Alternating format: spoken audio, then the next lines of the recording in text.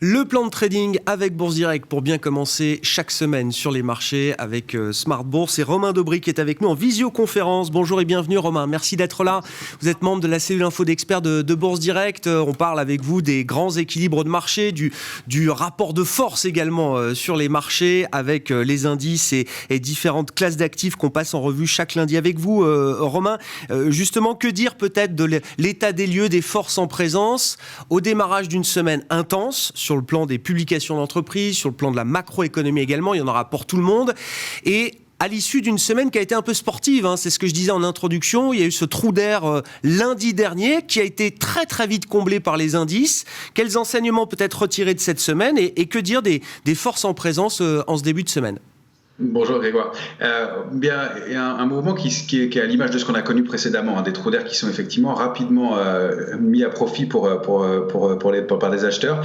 On remarque qu'on est quand même allé un petit peu plus bas que les fois précédentes, ça a été un petit peu plus brutal et surtout en termes techniques pour aller à l'essentiel, ce qui est important c'est qu'on est remonté avec pas d'intérêt, pas de soutien. On le voit avec des volumes qui ont été tous les jours largement inférieurs à 3 milliards et puis surtout une position ouverte, une position nette spéculative sur le futur CAC 40 qui n'a fait que diminuer. Donc à la clôture de lundi dernier, 6295 points, on avait 268 000 contrats ouverts sur le mois en cours et maintenant on est aux alentours des donc 6550 points, eh bien il y a 12 000 contrats de moins. Donc tous les jours, quel que soit le mouvement, un peu de contrats ont été détruits, donc du rachat de short et pas d'intérêt, pas de soutien dans ce rebond.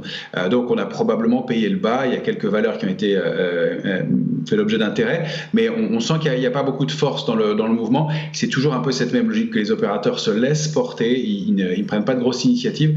On attend un peu. Il y a peut-être quelque chose qui se dessine doucement qu'on va évoquer tout au long du plan de trading, c'est le retour des technos. Des technos au sens large, mais évidemment des GAFAM dans cette grosse semaine, comme vous l'indiquez, avec évidemment c'est celles qui vont être au cœur de l'attention. Et justement, les opérateurs ont peut-être anticipé un peu ce mouvement-là en allant chercher pas mal, notamment les fameuses GAFAM, puis les valeurs technologiques en Europe aussi. Il y a donc quelques secteurs qui s'en sortent un petit peu mieux, qui font un peu l'objet d'intérêt, mais globalement c'est un peu sans tendance un peu prudent et on voit le manque de soutien. Du côté de la position ouverte, enfin du ratio de couverture sur les options, l'alerte de la semaine dernière a réveillé un petit peu les couvertures et les opérateurs qui se sont couverts légèrement, mais on est vraiment dans une ambiance estivale. La position ouverte sur les options est faible et même si le niveau de couverture a été un peu rehaussé, on est dans un ratio de portefeuille couvert, mais avec une position ouverte modérée, donc un marché qui est pas très vulnérable, mais qui se laisse porter, des investisseurs qui sont pas complètement stressés, pas complètement prudents non plus. On le voit sur le mois de septembre où c'est assez complaisant. On a des niveaux de volatilité qui restent quand même assez importants en revanche, avec 14 sur le CAC, un peu plus de 17 sur le S&P. Donc c'est un marché qui n'est pas complètement détendu. Ce sont des opérateurs qui ne sont pas complètement endormis, même s'ils préfèrent payer les creux, mais en tout cas ces niveaux-là, ils les achètent pas. Sur le plan technique, comment est-ce que tout ça se traduit, Romain? À commencer par nos indices européens, on peut prendre le DAX allemand comme indice de référence et puis le CAC 40 parisien, bien sûr. Est-ce que techniquement, on est dans quelque chose d'assez neutre là aujourd'hui? Oui, tout à fait. Le DAX est un bon exemple, puisque depuis le mois de mars, le DAX ne fait rien ou quasiment rien. Il a évolué depuis le mois de mars dans un trading range de 6% environ, donc au-delà de 14 950 pour aller buter sur une résistance importante à 15 810 points. Vous devez l'avoir sous les yeux, le trading range, et donc vous voyez une oblique violette qui est au milieu. Cette oblique, c'est la borne haute du canal haussier de long terme du DAX. Donc on accumule proche de cette borne haute, même au-delà pour l'instant, et plutôt dans la partie haute du trading range, donc plutôt dans la moitié haute du trading range, au-delà des 15 496. Donc c'est plutôt un signe de force. On voit en revanche qu'on a rompu le canal haussier qui était actif depuis plusieurs semaines et on l'a rompu il y a maintenant quelques jours.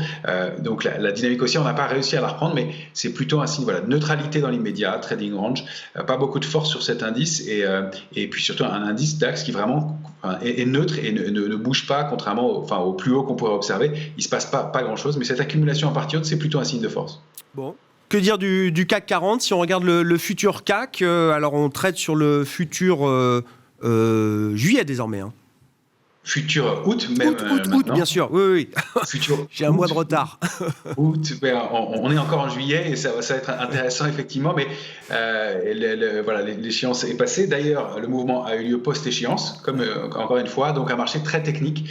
On voit que l'indice, là c'est une photographie du futur CAC 40 en 14 heures, on voit que l'indice a effectivement bien rebondi sur son niveau de support important, 6250,5, on l'avait évoqué plusieurs fois il y a quelques semaines, on s'est installé au-dessus et puis on est allé le retester assez puissamment. Toujours un marché extrêmement technique, même si encore une fois on déplore donc ce manque d'intérêt. En revanche, on a fait quelque chose d'important, c'est qu'on a réussi à aller déborder cette oblique que vous avez en noir, baissière. On est allé la déborder assez puissamment et on s'est appuyé précisément dessus ce matin pour former un petit rebond à nouveau au-dessus de 6510. Cette oblique, on avait buté dessus depuis la mi-juin, au moins 3 fois de façon majeure et puis beaucoup plus si on regarde en détail. Donc elle était bien observée. D'aller se réinstaller au-dessus, même si on manque de dynamique, c'est plutôt bon signe, même si encore une fois le volume n'est pas là pour étoffer. Donc pour l'instant, c'est plutôt un trading range 6346, 6583,5 sur le futur. Si on arrive à déborder 6583,5, on peut aller rechercher les tops annuels aux alentours des 6652 et pourquoi pas des extensions que vous avez sous les yeux, 6719, 6822 et puis évidemment on pense au plus haut historique du CAC 40 dans ce cas-là. Pour l'instant, on n'a pas le momentum, la dynamique pour le faire. Peut-être que c'est du côté effectivement des résultats d'entreprise qui vont être nombreux qu'on va pouvoir aller chercher ça. De la même façon, vous voyez cette oblique violette en dessous, au-dessus de laquelle on a réussi à se réinstaller. Donc pour l'instant, c'est plutôt positif, mais on n'arrive pas à en décoller, on n'arrive pas à s'en extraire.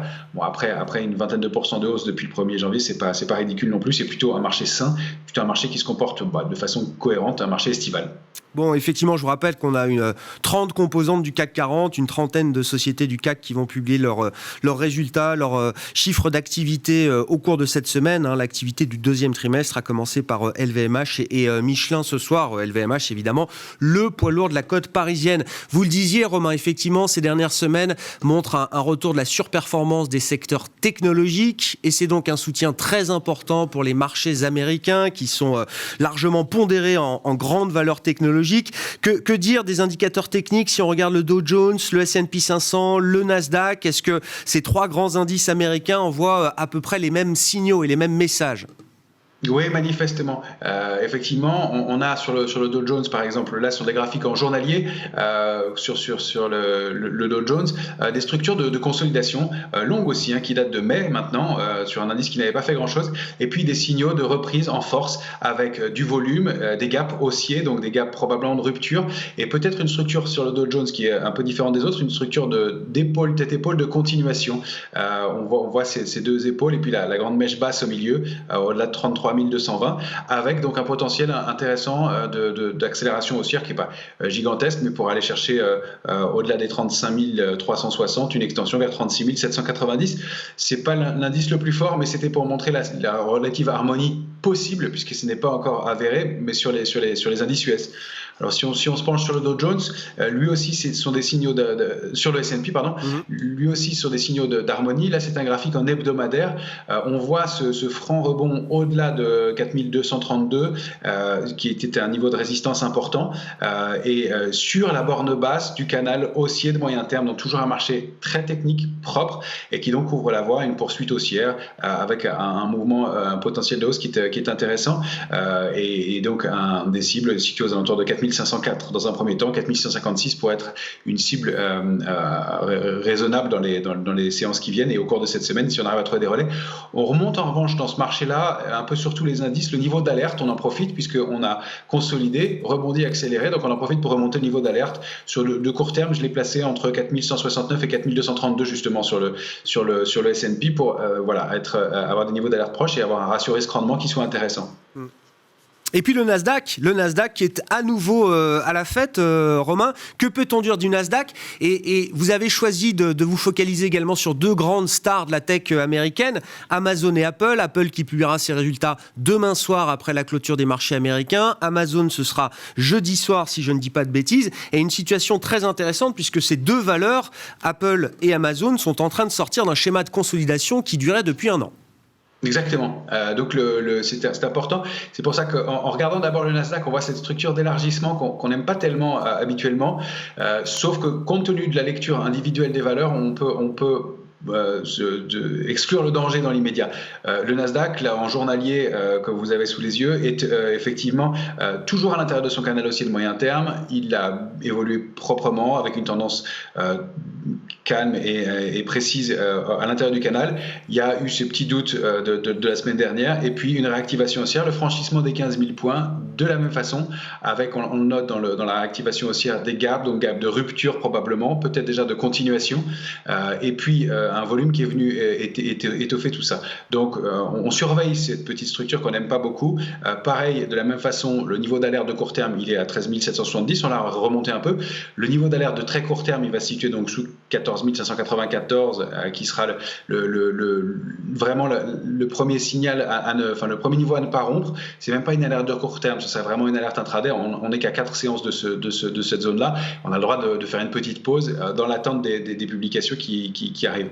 Et donc effectivement, en allant zoomer, alors on n'a pas pris toutes les GAFAM parce que ce serait trop long, mais sur Amazon, un graphique mensuel cette fois-ci, là vous avez une structure qui est vraiment intéressante avec Amazon qui consolidait depuis l'été dernier, depuis donc juillet 2020, à l'intérieur d'une trading range de 1873, 3554, et qui là cette fois-ci est en passe. C'est un graphique mensuel, donc on le saura fin juillet, mais qui est en passe et qui sort avec du volume de cette zone de consolidation qui est très, très nette et assez propre, donc, et qui s'ouvre à un potentiel de progression complémentaire de l'ordre d'une quinzaine de % par rapport au cours de clôture de vendredi soir, donc pour aller viser aux alentours de 4234. Alors l'alerte aussi elle est courte, 3554, ce serait la réintégration du trading range et le retour à l'intérieur des bornes de ce range-là. Ce n'est pas dramatique non plus, ce serait l'invalidation d'une sortie haussière, mais on va préférer clôturer au-dessus de 3554. De la même façon, Apple a eu à peu près le même genre de structure. Elle a évolué à l'intérieur plutôt d'un triangle rectangle cette fois-ci, et on en est sorti là assez franchement au-dessus de 136,84. On le voit assez nettement, la structure en noir que vous avez sous les yeux, donc 136,84 est un support, mais je l'ai mis en noir pour bien dessiner le triangle rectangle. C'était une figure haussière qui est assez fiable en plus quand la sortie se fait comme ça de façon assez puissante, et là la première cible c'est 152,90, ça laisse plus beaucoup de potentiel, mais l'extension et la cible légitime de la figure c'est 174,50, donc de l'ordre de 17% encore de progression sur le titre. Et donc quant à Amazon, à Facebook et Google, elles sont dans des structures haussières affirmées toujours, avec des franchissements de plus haut historique, donc un mouvement qui est plutôt fort globalement, et peut-être effectivement le retour de ces technologies qui n'étaient pas en panne, mais qui consolidaient depuis quelques temps maintenant. Bon, une phase d'hibernation peut-être qui se termine pour les GAFAM, phase de consolidation d'un an pour Apple et Amazon, à confirmer avec les publications qui sont attendues cette semaine, à commencer par celle d'Apple mardi soir. Romain Dobry qui était avec nous en visioconférence, membre de la cellule Info d'Experts de Bourse Direct, chaque lundi à la mi-journée dans Smart Bourse pour le plan de trading.